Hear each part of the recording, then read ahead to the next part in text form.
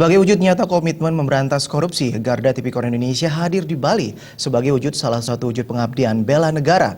Garda Tipikor Indonesia nantinya siap berperan aktif dalam pemberantasan korupsi dengan tetap memegang teguh independensi organisasi sehingga menjadi organisasi yang disegani dan dapat diterima di masyarakat.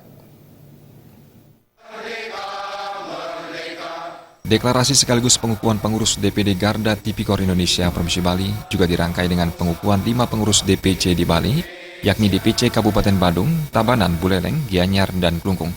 Ketua DPD Bali Garda Tipikor Indonesia, Jero Mangku Taman mengatakan, keberadaan Garda Tipikor Indonesia lahir sebagai bentuk keprihatinan terkikisnya nilai moral serta degradasi mental maupun degradasi kebangsaan yang ditandai dengan banyaknya penyalahgunaan jabatan dan wewenang sehingga menyuburkan korupsi di Indonesia.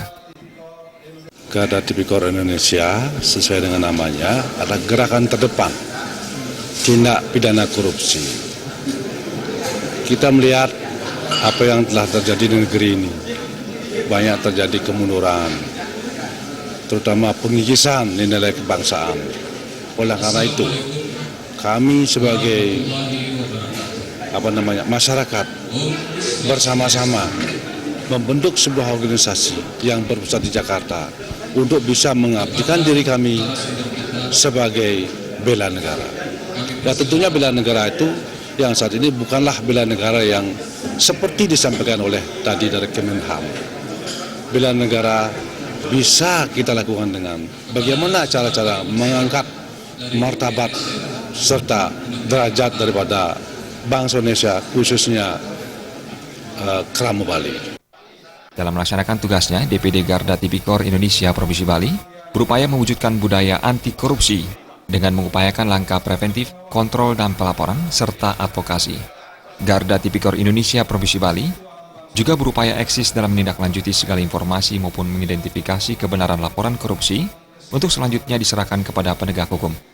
Direktur Bela Negara Ditjen Potham Kemhan RI M. Faisal sangat mengapresiasi keberadaan Garda Tipikor Indonesia sebagai salah satu wujud bela negara dalam membebaskan perilaku bebas korupsi.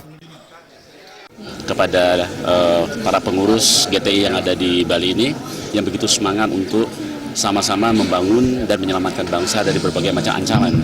Salah satunya yang menjadi tugas pokok GTI adalah menyelamatkan bangsa dari tindak pidana korupsi.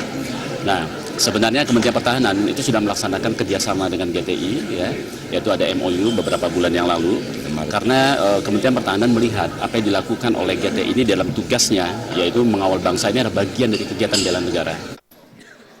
DPD Garda Tipikor Indonesia Provinsi Bali senantiasa mengajak seluruh lapisan masyarakat dari berbagai kalangan untuk membangun kemitraan dan bersama-sama memerangi perilaku korup dalam upaya membangun bangsa yang bermartabat. Alit Sidi dan Kadek Indrawan, Bali TV.